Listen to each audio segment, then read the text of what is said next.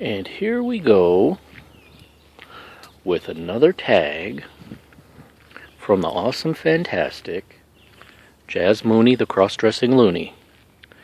She has asked for 5 questions. Question number 1. Something about, have you ever been to a cocktail party? Well, I've been to my share of parties where there have been cocktails, but I don't think I've ever been to a cocktail party per se. That was, oh, those roses or whatever they are smell good. A party that was billed as a cocktail party where you went for the purpose to drink.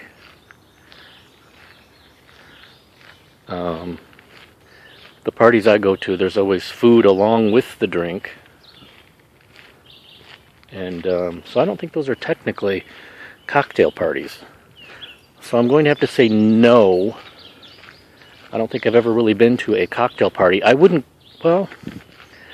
probably go to one if it was with people that I liked and I was in a good mood and felt I could handle the social aspect and want to deal with the people. But I wouldn't drink, because I don't drink. I don't mind some mixed drinks taste very good. The sweet ones. And I kind of like beer, but as a rule I don't drink. I'm on medication where I'm not supposed to drink anyway, so I would probably not go unless it was with fun people that I want to be with. And then I would probably prefer to have iced tea, a Coke, something like that, than alcohol. Jazmoonie wants to know what food we wouldn't give up for anything. This is a hard one for me. I actually would like to segue to being a vegetarian. I haven't done it, and I don't do it because I live with my folks who are set in their ways, and they pretty much buy and prepare the meals. And even though I have made comments and statements and resolutions about how I would like to try being vegetarian, it is always squashed. Because they have little temper tantrums about how difficult it would be then to prepare the meals and have to change their portions and all this kind of thing just because I don't want to have meat. So it's always fallen flat, and I've always thought that I would have to wait till I lived by myself to do that. Plus the whole meat thing, I like meat, some of it, if I don't think about where it comes from. I just do not like the farming of animals. I do not like the idea that I'm chewing on animal flesh and muscles and skin, and it's gross. If I don't think about it, I enjoy a hamburger, a hot dog, chicken. But if I think about what it really is, then it bothers me. Anyway, and I don't like the idea of animals being slaughtered and all that kind of stuff. It's just not cool. Then Jasmine asks, what would be in our ideal sandwich? I love sandwiches. The one Jasmine described sounded good. Actually, I was thinking of a sandwich the other day, and this ties in with the whole vegetarian thing. I don't know if any of you guys have a Schlotzsky's Deli near you. I'm pretty sure it's an American chain. Fast food sandwich shop. Well, Keegan lost theirs, no surprise. And I think there was one in Kenosha, but I don't think it's there anymore either. But anyway, they had great sandwiches on sourdough bread. One of my favorites was the Turkey Club. on sourdough. But they also had a great vegetarian sandwich, which I liked a lot. Sometimes even more so than any of the ones with meat.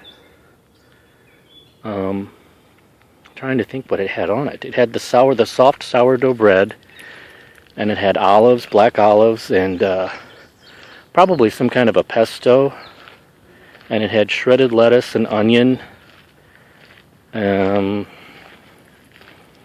don't remember everything that was on it, but it was good, and you didn't really, because it tasted good, and it had some type of oil, vinegar, olive oil type of thing on it too. Because it tasted so good, I didn't mind it not having meat. And that's the whole trick when it comes to vegetarian cooking, I think, is that if you make it taste good with herbs and spices and dressings, I think you really don't miss the meat as much as you think you would.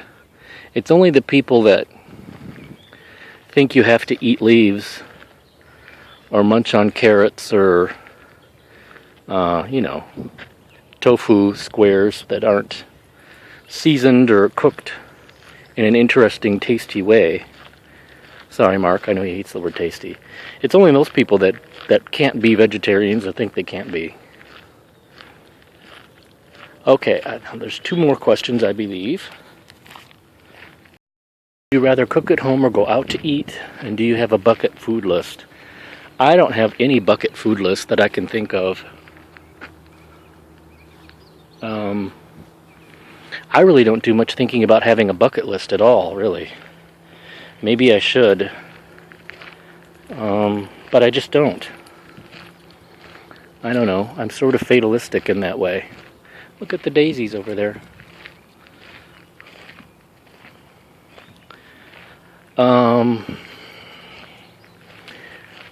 If I wanted to go out or if I wanted to stay home, well, I prefer staying home.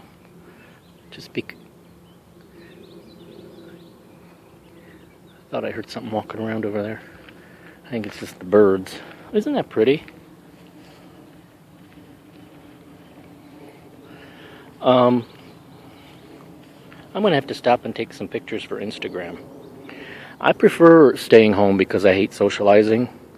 But like Jasmine said, it is nice not having to have the cleanup and the mess going out. And you can get some mighty tasty things out that is a pain in the ass to try and make at home, or that you can't make at home, don't have the ingredients of. So they both have positives and negatives. And I like going out if it's a quiet place that's not crowded, and it's so hard to find those types of places these days. It seems like every place has to have blasting music, which makes the patrons have to speak loud. Here comes Rasputin. Hi. Which makes the patrons have to speak loud. So the whole thing turns into this din, and they like to pack as many people in there to get as much money as they can. So, if I can find an out-of-the-way place in a little niche in a restaurant that's quiet and intimate, then I really like going out. Because I like to go out and have Chinese and Italian and things like that, but I just don't like to deal with people. So it's a toss-up. It depends largely on my mood. Okay, I'm going to go take pictures. Bye.